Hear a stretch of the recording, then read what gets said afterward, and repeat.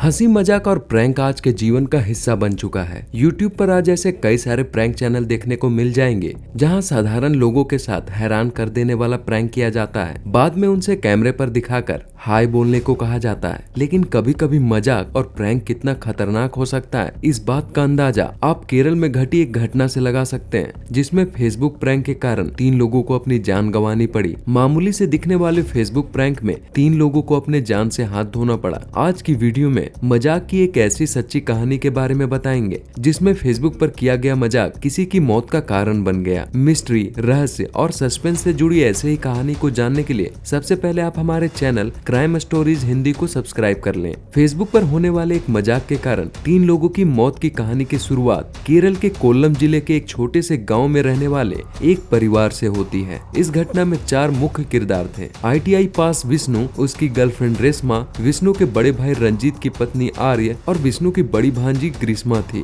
दरअसल रेशमा, आर्य और ग्रीष्मा तीनों ने एक ही स्कूल से अपनी पढ़ाई पूरी की थी। क्योंकि रेशमा विष्णु की गर्लफ्रेंड थी और साथ में उसकी मामी और उसकी भांजी की दोस्त भी थी, इसलिए वो अक्सर विष्णु के घर आया करती थी। और इसी बीच रेशमा और विष्णु दोनों रिलेशनशिप में आ जाते हैं। बात यही नहीं रुकती, बल्कि दोनों शादी के लिए भी तैयार हो जाते हैं और कुछ दिन बाद 2017 में दोनों शादी के बंधन में भी बन जाते हैं। और इस शादी से विष्णु की भाभी आर्य और उसकी भांजी ग्रीष्मा काफी खुश होते हैं, क्योंकि रेशमा उसके खास दोस्त में से एक थी। और विष्णु के साथ शादी के बंधन में बंधने के बाद तीनों की दोस्ती और भी गहरी हो गई थी। कुछ समय बाद रेशमा और विष्णु एक पति पत्नी के रूप में अपनी खुशहाल जिंदगी बिताने लगे और कुछ समय बाद रेशमा माँ बनी और उसने एक बेटी को जन्म दिया। अब तक यह कहानी एक खुशहाल परिवार की लग रही थी, लेकिन कुछ समय बाद दोनों के रिश्ते में कड़वाहट आने लगती है। उनके बीच कड़वाहट की वजह रेशमा के हाथ में पड़ा एंड्रॉइड स्मार्टफोन होता है। कुछ समय पहले रेशमा साधारण मोबाइल फोन इस्तेमाल किया करती थी, लेकिन कुछ समय पहले विष्णु ने उसे एंड्रॉइड फोन ला कर दिया, जिसके बाद रेशमा घर के काम और अपने पति को छोड़कर एंड्रॉइड फोन में व्यस्त रहने लगी थी। और धीरे धीरे यह बात रेशमा के पति और उसके घर वालों को नागवार गुजरने लगती है। लेकिन अब विष्णु भी इन सब चीजों से तंग आ गया था और अब वो रेशमा को उसके स्मार्टफोन को लेकर रोकने टोकने लगा था, जिस कारण दोनों के बीच अक्सर लड़ाई और झगड़े होने लगे। लेकिन रेशमा ने सबको नकारते हुए अपने मोबाइल फोन के साथ ही अपना समय बिताती रही। समय आगे बढ़ता गया और 2020 तक दोनों के रिश्ते में काफी कड़वाहट आ चुकी थी। इसी दौरान विष्णु के कुछ दोस्त उसे बताते हैं कि उन्होंने उसकी पत्नी को पास ही के एक टूरिस्ट प्लेस में देखा है। ये बात सुनकर विष्णु चौंक जाता है। वो मन ही मन सोचने लगता है कि आज तक रेशमा बिना पूछे कहीं नहीं जाती, फिर इस बार ऐसा क्या हुआ जिसके कारण रेशमा को उससे पूछे बिना बाहर जाने की जरूरत पड़ गई।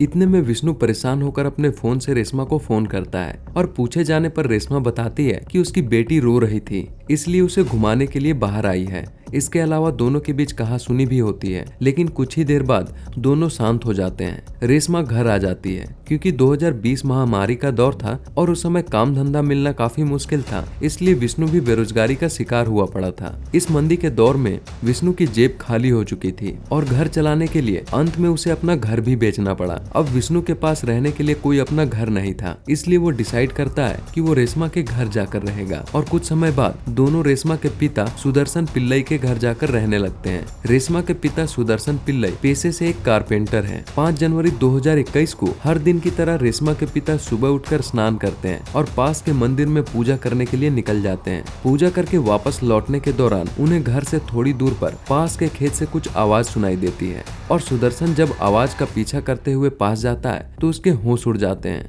क्योंकि रोने की आवाज किसी और की नहीं बल्कि वहां सूखे पत्तों के ढेर के अंदर से आ रही थी। यह देखकर सुदर्शन घबरा गया। बाद में जब पत्ते को हटाया गया तो उसके नीचे एक नवजात बच्चा था।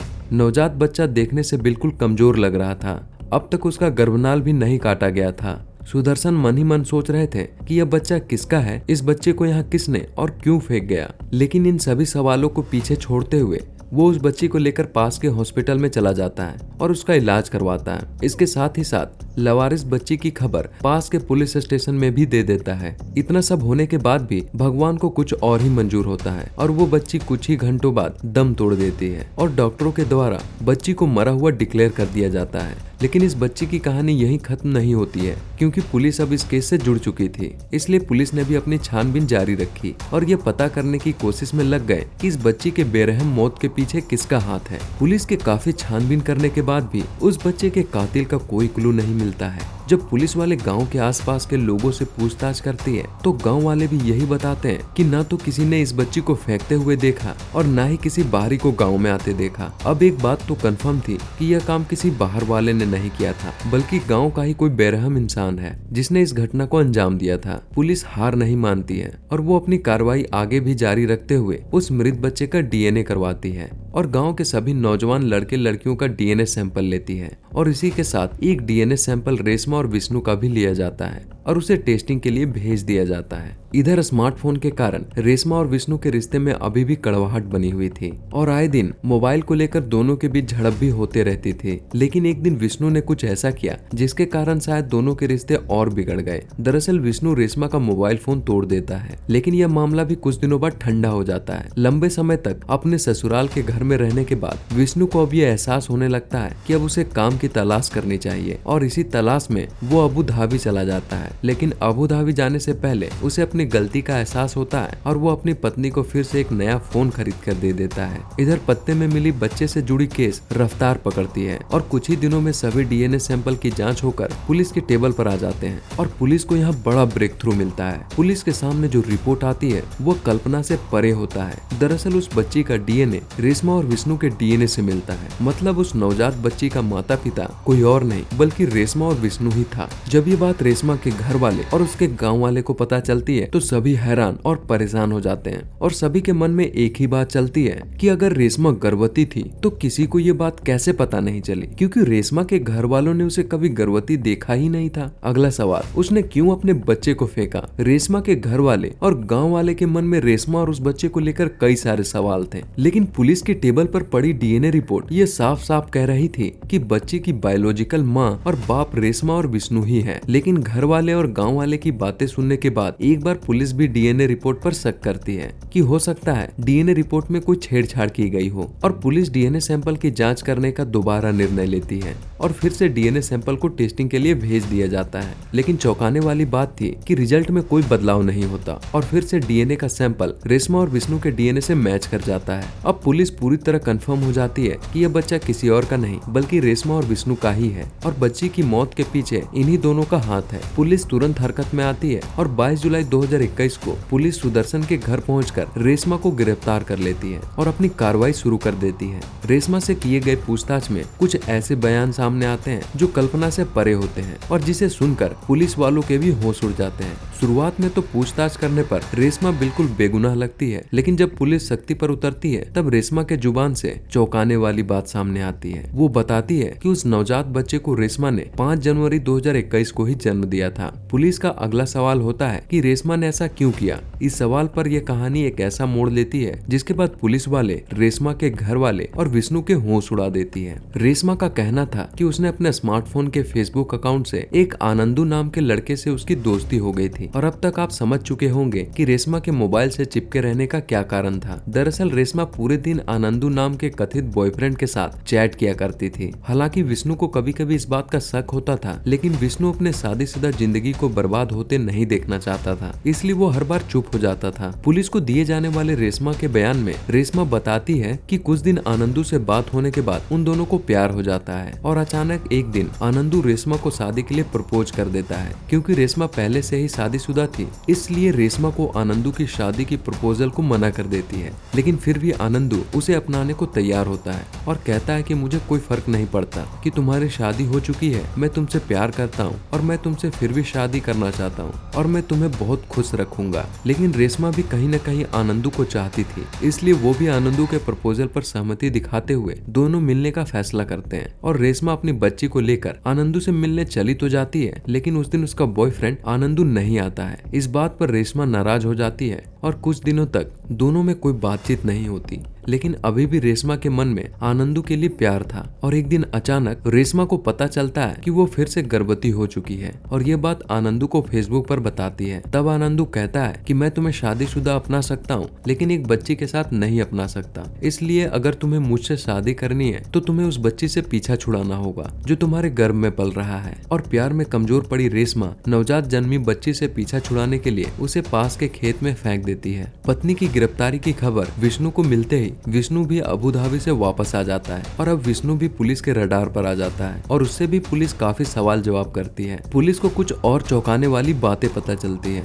विष्णु कहता है कि हम दोनों काफी समय तक एक साथ रहे, लेकिन विष्णु को कभी ऐसा नहीं लगा कि रेशमा गर्भवती है। इधर रेशमा भी इस बात की पुष्टि करते हुए कहती है कि मैंने अपने गर्भवती होने की बात सभी से छुपा कर रखी थी। जैसे ही बच्चे ने जन्म लिया मैंने उसे सबकी नजरों से छुपाकर खेत में पड़े पत्तों के झाड़ में छिपा दिया। रेशमा अपने और आनंदू के रिश्ते के बारे में एक और खुलासा करती है कि नवजात बच्ची के मरने के बाद आनंदू भी उससे ज्यादा बातें नहीं करता है और जब भी मिलने का प्लान बनाता है तो लास्ट समय में वो कुछ न कुछ बहाना करके मिलने का प्रोग्राम कैंसिल कर देता था। लेकिन अभी भी एक सवाल सभी के मन में खटक रहा था कि रेशमा की गर्भवती होने की बात आखिर कैसे किसी को पता नहीं चली। इस सवाल का जवाब हम आगे की वीडियो में जानेंगे। फिलहाल हम इस कहानी के सबसे बड़े ट्विस्ट के बारे में बात करते हैं। अब तक ये बात पुलिस वाले, रेशमा के घर वाले और उसके गांव वालों को पता चल चुका था कि वह नवजात बच्चा किसी और की गर्भ से नहीं बल्कि रेशमा के ही गर्भ से पैदा हुआ था और आनंदू के कहने पर उसने अपने बच्चे को मार डाला। और अब कानून के अनुसार रेशमा के किए गए इस जुर्म में आनंदू भी बराबर का हिस्सेदार था। रेशमा से आनंदू का हुलिया पूछे जाने पर रेशमा बताती है कि वो नहीं जानती कि आनंदू कैसा दिखता है। ये सुनकर पुलिस हैरान और परेशान हो जाती है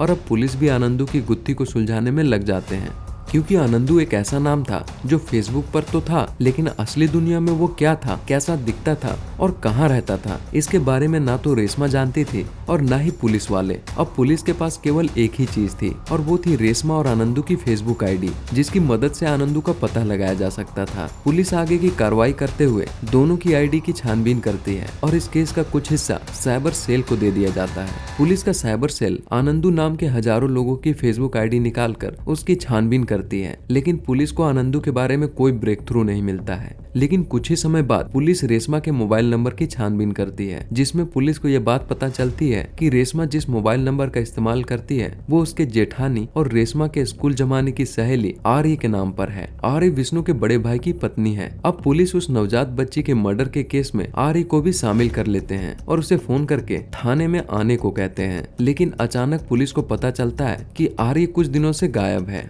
इसके साथ साथ पुलिस को इस बात की भी जानकारी मिलती है कि आर्य के साथ साथ रेशमा की एक और सहेली ग्रीष्मा भी गायब है। अब एक नवजात बच्ची के मर्डर से जुड़ा यह केस अपने आप में ही उलझ जाता है। पुलिस पहले केस को सॉल्व भी नहीं कर पाई थी और अब उसके सामने दो और चौंकाने वाली घटना सामने आ चुकी थी। अब पुलिस इन दोनों लड़कियों को खोजने की तलाश में लग जाती है। जब पुलिस आर्य और ग्रीष्मा की छानबीन करने विष्णु के घर पहुँचते हैं तो वहाँ उन्हें एक नोट मिलता है जिसमें ग्रीष्मा की हैंडराइटिंग में लिखा होता है कि मैं नहीं चाहती कि उस नवजात बच्ची की मौत के जिम्मेदार मुझे बताया जाए। पुलिस को समझ नहीं आता कि ग्रीष्मा ने आखिर उस बच्चे के बारे में ऐसी बयानबाजी क्यों लिखी। अब पुलिस को नवजात बच्चे की मौत, आर्य और ग्रीष्मा के गायब होने की कहानी जुड़ती नजर आती है और वो उस एरिया के सभी सीसीटीवी कैमरा खंगालने लगती है। महीने भर की सीसीटीवी फुटेज खंगालने के बाद पुलिस को एक ऐसा सीसीटीवी फुटेज मिलता है जिसमें आर्य और ग्रीष्मा को एक साथ देखा जाता है, लेकिन पुलिस को उनकी तलाश में कोई कामयाबी नहीं मिल पाती है। और अगले दिन पुलिस को एक ऐसी खबर मिलती है जिसकी उम्मीद शायद न तो पुलिस वालों को थी न ही विष्णु के घर और गांव वालों को,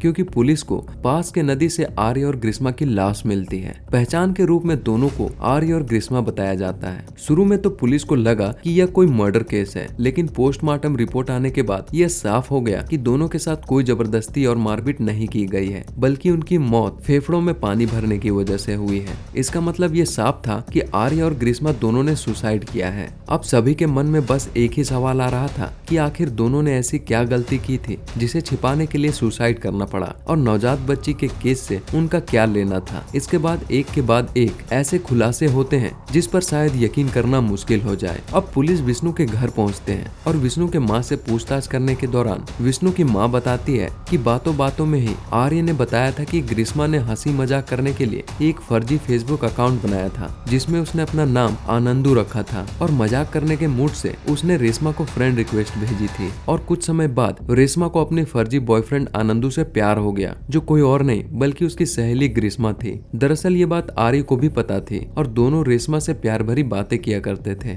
पुलिस अपनी छानबीन को और आगे बढ़ाती है और पुलिस को एक और शख्स के बारे में पता चलता है जो ग्रीष्मा का बॉयफ्रेंड होता है। शक के आधार पर उसे भी गिरफ्तार करके पूछताछ शुरू की जाती है। ग्रीष्मा के बॉयफ्रेंड का भी यही कहना था कि ग्रीष्मा एक फर्जी फेसबुक अकाउंट बनाकर बनाकर रेशमा से बात किया करते थे और ये सब एक मजाक के रूप में चल रहा था। पुलिस वाले को बात साफ साफ समझ आ गई थी कि आनंदू कोई और नहीं बल्कि रेशमा की अपनी सहेली ग्रीष्मा ही थी, जो आनंदू बनकर रेशमा से बात किया करती थी। ग्रीष्मा ने मजाक मजाक में ही ये बात कही थी कि अगर मुझसे शादी करनी है तो अपने बच्चे को मार दो। क्योंकि रेशमा आनंदू के प्यार में पागल थी, इसलिए वो बिना सोचे समझे रेशमा एक ऐसा फैसला ले लेती है जिसके कारण आज 3 जाने जा चुकी थी। कल्पना में जन्मे आनंदू के इस मजाक में कई सारी जिंदगी बर्बाद कर दी थी, जिसका बोझ अभी भी विष्णु और रेशमा के सर पर था। पुलिस बाद में ये कंफर्म करती है कि ग्रीष्मा और आर्य को जब पुलिस स्टेशन में हाजिर होने को कहा गया तब वो बुरी तरह से डर गई और वे दोनों नहीं चाहती थी कि नवजात बच्ची के मर्डर के केस में उन्हें जेल जाना पड़े।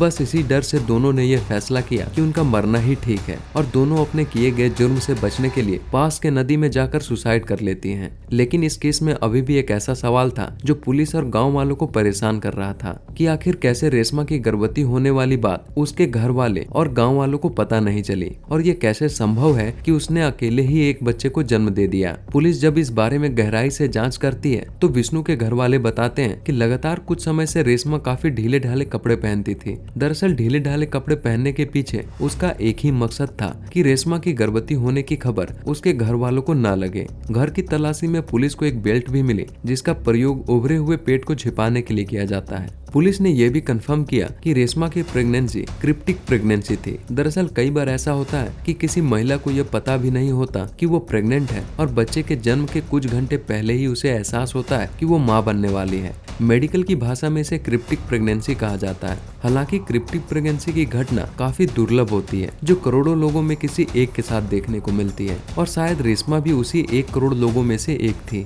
खैर जो भी हो, लेकिन इस केस को एसीपी वाई निजामुद्दीन ने अपने सूझबूझ से सॉल्व किया और उनकी कोशिश के कारण ही आनंदू नाम के फर्जी फेसबुक अकाउंट की गुत्थी सुलझ पाई। लेकिन इस केस से जुड़े और भी कई सारे सवाल हैं जो हमें परेशान करते हैं। जैसे भले ही रेशमा को आनंदू की सच्चाई पता नहीं थी, वो प्यार की उलझन में पड़कर अपने ही नवजात बच्चे को मरने के लिए छोड़ दिया, लेकिन ग्रीष्मा और आर्य को यह बात पता थी कि रेशमा के गर्भ से पैदा होने वाला यह बच्चा उनके ही घर का है। फिर उन्होंने रेशमा से उन्हें मारने को क्यों कहा, इस बात के पीछे भी एक कहानी है। दरअसल रेशमा की प्रेगनेंसी की बात केवल रेशमा को पता थी, क्योंकि वो अपने प्रेगनेंसी की बात और अपने ढीले ढाले कपड़े से लोगों को यह पता नहीं चलने दिया कि वो प्रेग्नेंट है। और जब उन्होंने आनंदू यानी ग्रीष्मा को फेसबुक के जरिए यह बताया कि वो प्रेग्नेंट है तो ग्रीष्मा को यह बात मजाक लगी और उसने मजाक ही मजाक में रेशमा को अपने बच्चे को मारने के लिए कह दिया। और जब यह बात ग्रीष्मा को पता चली कि सच में रेशमा प्रेग्नेंट थी और उसे अपने बच्चे को मार दिया है और पुलिस उसके बच्चे के कातिल को ढूंढ रही है, तो फर्जी आनंदू के होश उड़ गए और उसने सुसाइड करने का फैसला कर लिया। एक फर्जी फेसबुक फ्रेंड ने कई लोगों की जिंदगी बर्बाद कर दी।